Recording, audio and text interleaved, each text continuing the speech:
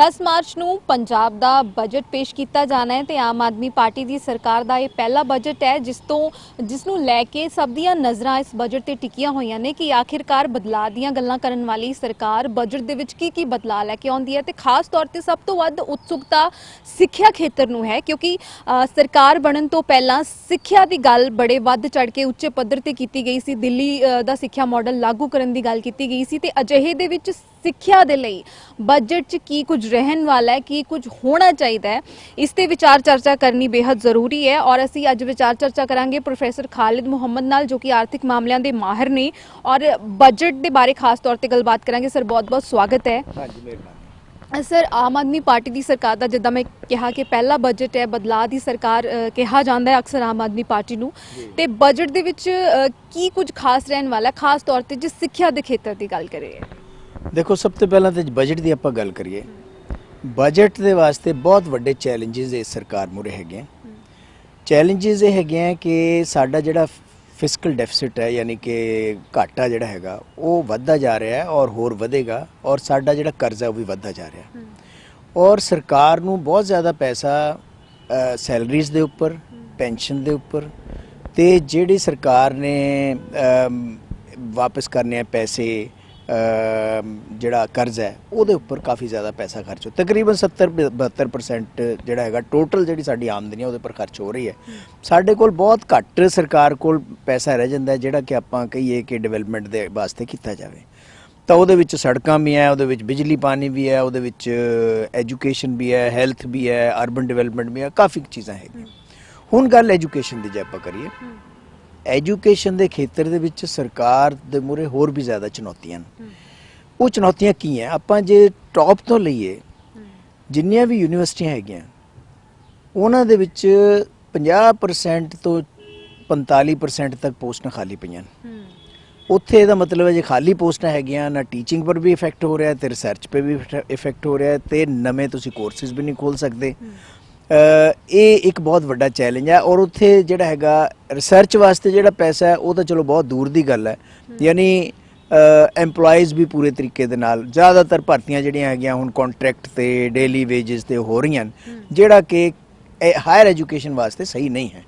ਹੁਣ ਨੀਚੇ ਆਪਾਂ ਜੇ ਆਈਏ ਕਾਲਜਿਸ ਦੇ ਵਿੱਚ, ਸਰਕਾਰੀ ਕਾਲਜਿਸ ਜਿਹੜੇ ਹੈਗੇ ਆ ਗਿਣਵੇਂ ਚੁਣਵੇਂ ਤਕਰੀਬਨ 40-42 ਦੇ ਕਰੀਬ ਸਰਕਾਰੀ ਕਾਲਜਿਸ ਹੈ ਔਰ ਉਹਨਾਂ ਦੇ ਵਿੱਚ ਵੀ ਜਿਹੜੇ ਹੈਗੇ ਆ ਉਹੀ ਹਾਲ ਹੈ ਕਿ ਟੀਚਰਸ ਨਹੀਂ ਹਨ ਜਿਹੜੇ ਹੈਗੇ ਆ ਤਾਂ ਉਹ ਡੇਲੀ ਵੇਜਸ ਔਰ ਕੰਟਰੈਕਚੁਅਲ ਸਟਾਫ ਜਿਹੜਾ ਹੈਗਾ ਕੰਟਰੈਕਚੁਅਲ ਸਟਾਫ ਔਰ ਡੇਲੀ ਵੇਜਸ ਜਿਹੜੇ ਹੈਗੇ ਆ ਉਹਨਾਂ ਦੀਆਂ ਕਮਿਟਮੈਂਟ ਜਿਹੜੀਆਂ ਹੈਗੀਆਂ ਡਿਫਰੈਂਟ ਹੁੰਦੀਆਂ, ਰੈਗੂਲਰ ਸਟਾਫ ਦੀਆਂ ਕਮਿਟਮੈਂਟ ਡਿਫਰੈਂਟ ਹੁੰਦੀਆਂ। ਸਕੂਲਾਂ ਦੇ ਵਿੱਚ ਆਪਾਂ ਦੇਖੀਏ, ਇੱਕ ਮੈਂ ਹੋਰ ਗੱਲ ਕਲੀਅਰ ਕਰ ਦੇਵਾਂ ਕਿ ਪੰਜਾਬ ਗੌਰਮੈਂਟ ਪਿਛਲੇ ਬਜਟ ਦੇ ਵਿੱਚ ਤਕਰੀਬਨ 13-13.5% ਜਿਹੜਾ ਹੈਗਾ ਟੋਟਲ ਆਮਦਨੀ ਦਾ ਐਜੂਕੇਸ਼ਨ ਦੇ ਉੱਪਰ ਖਰਚ ਕਰਦੀ ਹੈ। ਔਰ ਜੇ ਆਪਾਂ ਸਕੂਲਾਂ ਨੂੰ ਦੇਖੀਏ ਤਾਂ ਸਕੂਲਾਂ ਦੇ ਵਿੱਚ ਸਟਾਫ ਤਾਂ ਕਾਫੀ ਹੈ ਔਰ ਪੋਸਟਾਂ ਭਰੀਆਂ ਵੀ ਜਾ ਰਹੀਆਂ ਨੇ, ਇਹਦੇ 'ਚ ਕੋਈ ਸ਼ੱਕ ਨਹੀਂ, ਲੇਕਿਨ ਸਕੂਲਾਂ ਦੇ ਵਿੱਚ ਹੋਰ ਬੜੇ ਚੈਲੰਜਿਸ ਹੈ। For example 4th class employees ਸਕੂਲਾਂ ਦੇ ਵਿੱਚ ਹੈ ਹੀ ਨਹੀਂ। ਤੁਸੀਂ ਕਹਿੰਦੇ ਹੋ ਜੀ ਕਿ CCTV ਕੈਮਰੇ ਲਾ ਦਿਓ, ਲੇਕਿਨ CCTV ਕੈਮਰੇ ਚੱਕ ਕੇ ਲੈ ਜਾਂਦੇ ਆ।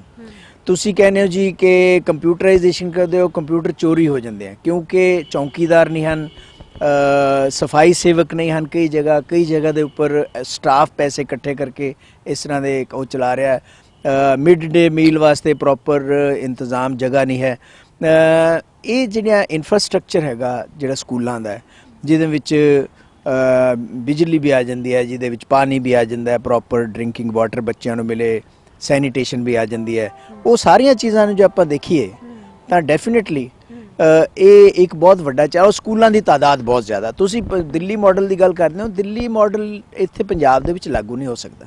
ਉਹਦੀ ਵਜ੍ਹਾ ਹੈਗੀ ਹੈ ਦਿੱਲੀ ਟੋਟਲੀ ਅਰਬਨ ਏਰੀਆ ਹੈ ਔਰ ਉੱਥੇ ਦਾ ਰੈਵਨਿਊ ਪੈਟਰਨ ਜਿਹੜਾ ਹੈਗਾ ਆਮਦਨੀ ਡਿਫਰੈਂਟ ਕਿਸਮ ਦੀ ਹੈ।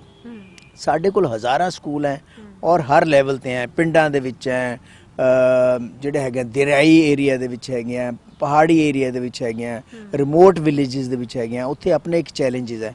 ਉਹ ਸਾਰੀਆਂ ਚੀਜ਼ਾਂ ਨੂੰ ਅਗਰ ਆਪਾਂ ਦੇਖੀਏ ਇਹ ਨਹੀਂ ਕਹਿ ਸਕਦੇ ਕਿ ਦਿੱਲੀ ਮਾਡਲ ਇੱਥੇ ਲਾਗੂ ਹੋ ਜਾਏਗਾ, ਲੇਕਿਨ ਸਰਕਾਰ ਨੂੰ ਇਹ ਕਮਿਟਮੈਂਟ ਜ਼ਰੂਰ ਸ਼ੋਅ ਕਰਨੀ ਚਾਹੀਦੀ ਹੈ ਕਿ ਜਿਹੜੇ ਸਕੂਲ ਹੈ ਉਹਨਾਂ ਦੇ ਵਿੱਚ ਪ੍ਰੋਪਰ ਇਨਫਰਾਸਟਰਕਚਰ ਹੋਵੇ ਔਰ ਤਾਂ ਕਿ ਪੜ੍ਹਾਈ ਜਿਹੜੀ ਹੈਗੀ ਹੈ ਪ੍ਰੋਪਰ ਹੋ ਸਕੇ। ਦੇਖੋ ਇਹਦਾ ਔਰ ਇੱਕ ਹੋਰ ਚੀਜ਼ ਹੈ, ਜੇ ਤੁਹਾਡਾ ਬੱਚਾ ਪੜ੍ਹੇਗਾ ਔਰ ਤੁਸੀਂ ਉਹਨੂੰ ਐਮਪਲੋਇਮੈਂਟ ਦਿਓਗੇ, ਬੇਰੁਜ਼ਗਾਰ ਨਹੀਂ ਰਹੇਗਾ ਤਾਂ ਫਿਰ ਤੁਹਾਡੀ ਜਿਹੜੀ ਬ੍ਰੇਨ ਡਰੇਨ ਹੋ ਰਹੀ ਹੈ, ਬਾਹਰ ਨੂੰ ਬੱਚੇ ਭੱਜ ਰਹੇ ਹੈ, ਔਰ ਜਿਹੜੇ ਪੈਸੇ ਦੀ ਡਰੇਨ ਹੋ ਰਹੀ ਹੈ, ਤੁਸੀਂ ਲੱਖਾਂ ਹਜ਼ਾਰਾਂ ਕਰੋੜ ਰੁਪਇਆ ਜਿਹੜਾ ਹੈਗਾ ਉਹ ਬੱਚਿਆਂ ਦੀਆਂ ਬਿਲਕੁਲ ਮੀਡੀਓਕਰ ਜਿਹੇ ਇੰਸਟੀਟਿਊਸ਼ਨ ਦੇ ਵਿੱਚ ਬਾਹਰ ਤੁਸੀਂ ਬੱਚਿਆਂ ਨੂੰ ਦਾਖਲਾ ਕਰਵਾਉਂਦੇ ਹੋ, ਔਰ ਪਰਪਸ ਇਹੀ ਹੁੰਦਾ ਕਿ ਉੱਥੇ ਸੈਟਲ ਹੋ ਜਾਏਗਾ, ਉਹ ਸਾਰਾ ਪੈਸਾ ਵੀ ਬਾਹਰ ਜਾ ਰਿਹਾ, ਬ੍ਰੇਨ ਵੀ ਬਾਹਰ ਜਾ ਰਿਹਾ, ਉਹ ਸਾਰਾ ਰੁਕੇਗਾ ਅਗਰ ਬੱਚੇ ਨੂੰ ਪ੍ਰੋਪਰ ਐਜੂਕੇਸ਼ਨ ਮਿਲੇਗੀ ਔਰ ਐਜੂਕੇਸ਼ਨ ਦੇ ਨਾਲ ਉਹਨੂੰ ਐਮਪਲੋਇਮੈਂਟ ਮਿਲੇਗੀ, ਉਹਨੂੰ ਐਮਪਲੋਏਬਲ ਬਣਾਉਣਾ ਜਿਹੜਾ ਹੈਗਾ ਉਹ ਬਹੁਤ ਜ਼ਰੂਰੀ ਹੈ। ਇਹ ਕੁਝ ਚੈਲੰਜਸ ਹੈ ਜਿਹੜੇ ਕਿ ਐਜੂਕੇਸ਼ਨ ਮਿਨਿਸਟਰ ਮੂਹਰੇ ਵੀ ਹੋਣਗੇ ਔਰ ਫਾਈਨਾਂਸ ਮਿਨਿਸਟਰ ਮੂਹਰੇ ਵੀ ਹੋਣਗੇ ਐਜੂਕੇਸ਼ਨ ਨੂੰ ਲੈ ਕੇ। ਐਜੂਕੇਸ਼ਨ ਬਹੁਤ ਹੀ ਇੰਪੋਰਟੈਂਟ ਹੈ। ਜਿਹੜੀਆਂ ਸੁਸਾਇਟੀਆਂ ਜਾਂ ਜਿਹੜੀਆਂ ਸਰਕਾਰਾਂ ਐਜੂਕੇਸ਼ਨ ਨੂੰ ਮਹੱਤਵ ਦਿੰਦੀਆਂ ਹਨ ਔਰ ਐਜੂਕੇਸ਼ਨ ਨੂੰ ਅੱਗੇ ਲਿਜਾਂਦੀਆਂ ਹਨ ਔਰ ਬੱਚਿਆਂ ਨੂੰ ਡਰਾ ਇਨ ਕਰਦੀਆਂ ਇਹਦੇ ਵਿੱਚ, ਉਹ ਸੁਸਾਇਟੀਆਂ ਕਾਮਯਾਬ ਹੈ। ਤੁਸੀਂ ਜਿੰਨੇ ਵੀ ਕੰਟਰੀਜ਼ ਜਿੱਥੇ ਡਿਵੈਲਪਮੈਂਟ ਜਾਂ ਵਿਕਾਸ ਹੋ ਰਿਹਾ ਹੈ ਉੱਥੇ ਐਜੂਕੇਸ਼ਨ ਦੇ ਪਿੱਛੇ ਬਹੁਤ ਜ਼ਿਆਦਾ ਤਵੱਜੋ ਦਿੱਤੀ ਜਾਂਦੀ ਹੈ ਔਰ ਉਮੀਦ ਹੈ ਆਉਂਦੇ ਬਜਟ ਦੇ ਵਿੱਚ ਸਰਕਾਰ ਵੀ ਇਹਦੇ ਉੱਪਰ ਤਵੱਜੋ ਦੇਵੇਗੀ ਔਰ ਸਕੂਲਾਂ ਦੇ ਵਿੱਚ, ਕਾਲਜਿਸ ਦੇ ਵਿੱਚ ਤੇ ਯੂਨੀਵਰਸਿਟੀਜ਼ ਦੇ ਵਿੱਚ ਆਇਡੈਂਟੀਫਾਈ ਕਰੇਗੀ ਕਿੱਥੇ ਕਿੱਥੇ ਸਾਡੇ ਵੀਕਨੈਸ ਏਰੀਆਜ਼ ਹੈਗੇ ਆ। ਤੁਸੀਂ ਯੂਨੀਵਰਸਿਟੀ ਦੀ ਗੱਲ ਕੀਤੀ ਹੈ, ਸਟਾਰਟਿੰਗ 'ਚ ਤੁਸੀਂ ਹਾਇਰ ਐਜੂਕੇਸ਼ਨ ਦੀ ਗੱਲ ਕੀਤੀ ਹੈ, ਤੇ ਪੰਜਾਬ ਦੀਆਂ ਕੁਝ ਗਿਣੀਆਂ ਚੁਣੀਆਂ ਯੂਨੀਵਰਸਿਟੀਆਂ ਨੇ ਜਿਹੜੀਆਂ ਕਰਜ਼ੇ ਦੇ ਬੋਝ ਥੱਲੇ ਦੱਬੀਆਂ, ਖਾਸ ਤੌਰ ਤੇ ਪੰਜਾਬ ਯੂਨੀਵਰਸਿਟੀ ਪਟਿਆਲਾ। ਉਸ ਨੂੰ ਲੈ ਕੇ ਬਾਰ-ਬਾਰ ਗ੍ਰਾਂਟਾਂ ਦਾ ਜ਼ਿਕਰ ਤਾਂ ਕੀਤਾ ਗਿਆ, ਪਰ ਹਜੇ ਤੱਕ ਜੇ ਹੁਣ ਦੀ ਸਥਿਤੀ ਦੀ ਗੱਲ ਕਰੀਏ ਤਾਂ ਵਿੱਤੀ ਸੰਕਟ ਦੇ ਵਿੱਚੋਂ ਯੂਨੀਵਰਸਿਟੀ ਜਿਹੜੀ ਹੈ ਉਹ ਬਾਹਰ ਨਹੀਂ ਆ ਸਕੀ। ਪਿਛਲੀਆਂ ਸਰਕਾਰਾਂ ਬਜਟ ਦੇ ਵਿੱਚ ਕੀ ਕੁਝ ਯੂਨੀਵਰਸਿਟੀਆਂ ਦੇ ਲਈ ਕਰਦੀਆਂ ਰਹੀਆਂ ਤੇ ਹੁਣ ਦੇ ਬਜਟ ਦੇ ਵਿੱਚ ਕੀ ਲੱਗਦਾ ਸਰ ਤੁਹਾਨੂੰ ਕਿ ਯੂਨੀਵਰਸਿਟੀਆਂ ਨੂੰ ਲੈਵਲ ਤੇ ਲੈ ਕੇ ਆਉਣਾ ਇੱਕ ਸਭ ਤੋਂ ਵੱਡੀ ਚੁਣੌਤੀ ਵੀ ਹੋ ਸਕਦੀ ਹੈ? ਦੇਖੋ ਇਦਾਂ ਹੈਗਾ ਕਿ ਪਿਛਲੀਆਂ ਸਰਕਾਰਾਂ ਦੀ ਵੀ ਜੇ ਆਪਾਂ ਗੱਲ ਕਰੀਏ ਤਾਂ ਹਾਇਰ ਐਜੂਕੇਸ਼ਨ ਨੂੰ ਸੈਂਟਰ ਗਵਰਨਮੈਂਟ ਵੀ ਔਰ ਸਟੇਟ ਗਵਰਨਮੈਂਟਾਂ ਵੀ ਇਗਨੋਰ ਕਰ ਰਹੀਆਂ ਨੇ, ਜਿਹਦੇ ਦੀ ਵਜ੍ਹਾ ਕੀ ਹੈ, ਜਿਹੜੀਆਂ ਸਰਕਾਰੀ ਯੂਨੀਵਰਸਿਟੀਆਂ ਨੇ ਉਹਦੇ ਵਿੱਚ ਤਰਾਹੀ ਮੱਚੀ ਹੋਈ ਹੈ ਕਿਉਂਕਿ ਤੁਸੀਂ ਬਿਨਾਂ ਪੈਸੇ ਤੋਂ ਤਾਂ ਅੱਗੇ ਵਧ ਨਹੀਂ ਸਕਦੇ। ਅਗਰ ਤੁਸੀਂ ਪੈਸਾ ਕਿੱਥੋਂ ਕਮਾਓਗੇ? ਤੁਸੀਂ ਪੈਸਾ ਕਮਾਓਗੇ ਬੱਚਿਆਂ ਦੀਆਂ ਫੀਸਾਂ ਤੋਂ।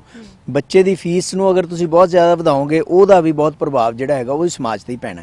ਇਸ ਕਰਕੇ ਸਰਕਾਰ ਨੂੰ ਇੱਕ ਪਾਸੇ ਤਾਂ ਆਪਾਂ ਕਹਿੰਦੇ ਆ ਜੀ ਐਜੂਕੇਸ਼ਨ ਫੰਡਾਮੈਂਟਲ ਰਾਈਟ ਹੈ, ਅਗਰ ਐਜੂਕੇਸ਼ਨ ਫੰਡਾਮੈਂਟਲ ਰਾਈਟ ਹੈ ਤਾਂ ਐਜੂਕੇਸ਼ਨ ਦੇਣ ਵਾਸਤੇ ਸਾਰੇ ਉਪਰਾਲੇ ਵੀ ਕਰਨੇ ਪੈਣਗੇ, ਇੰਸਟੀਟਿਊਸ਼ਨਸ ਵੀ ਬਿਲਡ ਕਰਨੇ ਪੈਣਗੇ। ਇਸ ਕਰਕੇ ਤੁਸੀਂ ਗੱਲ ਕੀਤੀ ਹੈ ਪੰਜਾਬੀ ਯੂਨੀਵਰਸਿਟੀ ਪਟਿਆਲਾ ਦੀ ਜਾਂ ਪੰਜਾਬ ਐਗਰੀਕਲਚਰ ਯੂਨੀਵਰਸਿਟੀ ਦੇ ਟੀਚਰਸ ਧਰਨੇ ਦੇ ਉੱਪਰ ਬੈਠੇ ਆ ਕਿੰਨੇ ਦਿਨਾਂ ਤੋਂ, ਇਸ ਕਰਕੇ ਵੀ ਸਾਨੂੰ ਗ੍ਰੇਡ ਦਿਓ। ਅਗਰ ਤੁਸੀਂ ਗ੍ਰੇਡ ਨਹੀਂ ਦਿੱਤੇ 2000 ਤਕਰੀਬਨ ਸੇ 16 ਤੋਂ ਇਹ ਗ੍ਰੇਡ ਲਾਗੂ ਹੋਣੇ ਸੀਗੇ, ਹਜੇ ਤੱਕ ਨਹੀਂ ਮਿਲੇ। ਏਰੀਅਰ ਤਾਂ ਜਿਹੜੇ ਹੈਗੇ ਆ ਉਹ ਪੰਜਾਬ ਦੇ EMPLOYEES ਨੂੰ ਵੀ ਨਹੀਂ ਮਿਲੇ ਔਰ ਏਰੀਅਰ ਤਾਂ ਬਹੁਤ ਦੂਰ ਦੀ ਗੱਲ ਹੈ, ਗ੍ਰੇਡ ਨਹੀਂ ਪੂਰੇ ਲਾਗੂ ਹੋ ਰਹੇ। ਤਾਂ ਜਿਸ ਵੇਲੇ ਤੁਸੀਂ ਟੀਚਰਸ ਨੂੰ ਜਿਹੜੀ ਉਹਦੇ ਬੇਸਿਕ ਫੈਸਿਲਿਟੀਜ਼ ਹੈ ਜਾਂ ਬੇਸਿਕ ਉਹਦੇ ਜਿਹੜੇ ਹੱਕ ਹੈ ਉਹ ਤੁਸੀਂ ਨਾ ਹੀ ਦਿਓਗੇ ਤਾਂ ਤੁਸੀਂ ਟੀਚਰ ਦੇ ਕੰਮ ਕਰਨ ਨੂੰ ਦੀ ਜਿਹੜੀ क्षमता ਹੈ ਉਹਨੂੰ ਪ੍ਰਭਾਵਿਤ ਕਰ ਰਹੇ ਹੋ। ਇਸ ਕਰਕੇ ਜਿਹੜਾ ਬਜਟ ਹੈ ਉਹਦੇ ਵਿੱਚ ਇਹ ਚੀਜ਼ ਜ਼ਰੂਰ ਹੋਣੀ ਚਾਹੀਦੀ ਹੈ ਕਿ ਕਮ ਸੇ ਕਮ ਜਿਹੜੀਆਂ ਯੂਨੀਵਰਸਿਟੀਆਂ ਨੇ ਉਹਨਾਂ ਨੂੰ ਉਸ ਫਾਈਨੈਂਸ਼ੀਅਲ ਕ੍ਰਾਈਸਿਸ ਦੇ ਵਿੱਚੋਂ ਜਿਹਦੇ ਵਿੱਚੋਂ ਇਸ ਵੇਲੇ ਜੂਝ ਰਹੀਆਂ ਨੇ ਉਹਨਾਂ ਨੂੰ ਬੇਲ ਆਊਟ ਕੀਤਾ ਜਾਵੇ ਔਰ ਉਹਨਾਂ ਨੂੰ ਪ੍ਰੋਪਰ ਫੰਡਿੰਗ ਕੀਤੀ ਜਾਵੇ ਤਾਂ ਕਿ ਉੱਥੇ ਇੱਕ ਠੀਕ ਤਰੀਕੇ ਦੇ ਨਾਲ ਐਜੂਕੇਸ਼ਨ ਸਿਸਟਮ ਚੱਲਦਾ ਰਹੇ। ਮੈਂ ਤੁਹਾਨੂੰ ਦੱਸਦਾ ਕਈ ਵਾਈਸ ਚਾਂਸਲਰ ਕਈ ਪ੍ਰੋਫੈਸਰਸ ਇਸ ਕਰਕੇ ਵਾਈਸ ਚਾਂਸਲਰ ਲੱਗਣ ਵਾਸਤੇ ਤਿਆਰ ਨਹੀਂ ਹਨ ਕਿ ਵੀ ਮੈਂ ਕਰੂੰਗਾ ਕਿਆ, ਉੱਥੇ ਪੈਸੇ ਤਾਂ ਹੈ ਨਹੀਂ। ਜਿਸ ਵੇਲੇ EMPLOYEES ਨੇ ਖੜੇ ਹੋ ਜਾਣਾ ਦੂਜੇ ਦਿਨ ਆ ਕੇ ਹੜਤਾਲ ਕਰ ਦਿੰਦੇ ਆ ਕਿ ਸਾਨੂੰ ਤਾਂ ਜੀ 2-2 ਮਹੀਨੇ ਤੋਂ ਸੈਲਰੀ ਨਹੀਂ ਮਿਲਦੀ, 3-3 ਮਹੀਨਿਆਂ ਤੋਂ ਸੈਲਰੀ ਨਹੀਂ ਮਿਲੀ, ਤਾਂ ਉਹਦਾ ਜਿਹੜਾ ਹੈਗਾ ਪ੍ਰਭਾਵ ਐਡਮਿਨਿਸਟ੍ਰੇਸ਼ਨ ਦੇ ਉੱਪਰ ਪੈਂਦਾ, ਵਾਈਸ ਚਾਂਸਲਰਾਂ ਦੇ ਉੱਪਰ ਵੀ ਪੈਂਦਾ ਔਰ ਇਹ ਸਰਕਾਰ ਨੂੰ ਇਸ ਚੀਜ਼ ਨੂੰ ਕਾਫੀ ਧਿਆਨ ਦੇਣਾ ਚਾਹੀਦਾ ਹੈ ਤਾਂ ਕਿ ਯੂਨੀਵਰਸਿਟੀਆਂ ਦੀ ਫਾਈਨੈਂਸ਼ੀਅਲ ਹਾਲਤ ਜਿਹੜੀ ਹੈਗੀ ਹੈ ਉਹਨੂੰ ਠੀਕ ਕੀਤਾ ਜਾਵੇ। ਪ੍ਰਾਈਵੇਟ ਯੂਨੀਵਰਸਿਟੀਆਂ ਜਿਹੜੀਆਂ ਹੈਗੀਆਂ ਆਪਾਂ ਕਹਿੰਦੇ ਜੋ ਬਹੁਤ ਵਧੀਆ ਚੱਲ ਰਹੀਆਂ ਨੇ, ਉੱਥੇ ਫੀਸ ਸਟਰਕਚਰ ਵੀ ਬਹੁਤ ਹੈ, ਉੱਥੇ ਉਹਨਾਂ ਦਾ ਇੱਕ ਮਾਡਲ ਹੈ, ਉਹ ਬਿਜ਼ਨਸ ਮਾਡਲ ਹੈ। ਸਰਕਾਰ ਦਾ ਜਿਹੜੀਆਂ ਯੂਨੀਵਰਸਿਟੀਆਂ ਉਹ ਬਿਜ਼ਨਸ ਮਾਡਲ ਨਹੀਂ ਹੋ ਸਕਦੀਆਂ। ਸਰਕਾਰ ਵੈਲਫੇਅਰ ਵਾਸਤੇ ਕੰਮ ਕਰਦੀ ਹੈ, ਬਿਜ਼ਨਸ ਵਾਸਤੇ ਕੰਮ ਨਹੀਂ ਕਰਦੀ। ਇਸ ਕਰਕੇ ਸਰਕਾਰ ਨੂੰ ਇਸ ਵੱਲ ਬਹੁਤ ਧਿਆਨ ਦੇਣਾ ਚਾਹੀਦਾ ਹੈ। ਬਹੁਤ ਬਹੁਤ ਸ਼ੁਕਰੀਆ ਸਾਡੇ ਨਾਲ ਜੁੜਨ ਲਈ। ਇਹ ਸਨ ਪ੍ਰੋਫੈਸਰ ਖਾਲਿਦ ਮੁਹੰਮਦ, ਸਿੱਖਿਆ ਮਾਹਿਰ ਵੀ ਨੇ ਤੇ ਆਰਥਿਕ ਮਾਮਲਿਆਂ ਦੇ ਮਾਹਿਰ ਵੀ ਨੇ ਔਰ ਜਿਨ੍ਹਾਂ ਨਾਲ ਅਸੀਂ ਖਾਸ ਤੌਰ ਤੇ ਗੱਲਬਾਤ ਕੀਤੀ ਹੈ ਕਿ ਪੰਜਾਬ ਦੇ ਬਜਟ ਵਿੱਚ ਸਿੱਖਿਆ ਦੇ ਲਈ ਕੀ ਰਹਿਣ ਵਾਲਾ ਹੈ। ਔਰ ਸਭ ਤੋਂ ਵੱਡੀ ਗੱਲ ਇਹਨਾਂ ਨੇ ਕਹੀ ਹੈ ਕਿ ਸਿੱਖਿਆ ਦੇ ਖੇਤਰ ਦੇ ਵਿੱਚ ਜਿਹੜਾ ਬਜਟ ਪੰਜਾਬ ਸਰਕਾਰ ਨੇ ਲਿਆਉਣਾ ਹੈ ਉਹ ਸਰਕਾਰ ਦੇ ਲਈ ਸਭ ਤੋਂ ਵੱਡੀ ਚੁਣੌਤੀ ਹੈ। ਦਿੱਲੀ ਮਾਡਲ ਲਾਗੂ ਕਰਨ ਦੀ ਗੱਲ ਤਾਂ ਸਰਕਾਰ ਨੇ ਕੀਤੀ ਹੈ, ਪਰ ਦਿੱਲੀ ਮਾਡਲ ਪੰਜਾਬ ਦੇ ਵਿੱਚ ਲਾਗੂ ਕਿਸੇ ਵੀ ਕੀਮਤ ਤੇ ਨਹੀਂ ਕੀਤਾ ਜਾ ਸਕਦਾ ਕਿਉਂਕਿ ਦਿੱਲੀ ਅਰਬਨ ਏਰੀਆ ਤੇ ਪੰਜਾਬ ਜਿਹੜਾ ਹੈ ਪੇਂਡੂ ਆਬਾਦੀ ਜ਼ਿਆਦਾ ਇੱਥੇ ਰਹਿੰਦੀ ਹੈ। ਔਰ ਸਭ ਤੋਂ ਵੱਡੀਆਂ ਚੁਣੌਤੀਆਂ ਨੇ, ਬਹੁਤ ਸਾਰੇ ਫਾਈਨੈਂਸ਼ੀਅਲ ਕ੍ਰਾਈਸਿਸ ਨੇ ਐਜੂਕੇਸ਼ਨ ਇੰਸਟੀਚਿਊਟ ਦੇ ਉੱਤੇ ਜੋ ਦੂਰ ਕਰਨੇ ਸਰਕਾਰ ਦੇ ਲਈ ਵੱਡੀ ਚੁਣੌਤੀ ਨੇ। ਕੈਮਰਾਮੈਨ ਕ੍ਰਿਸ਼ਨ ਕੁਮਾਰ ਦੇ ਨਾਲ ਕਮਲਜੀਤ ਕੌਰ, ETV ਭਾਰਤ, ਚੰਡੀਗੜ੍ਹ।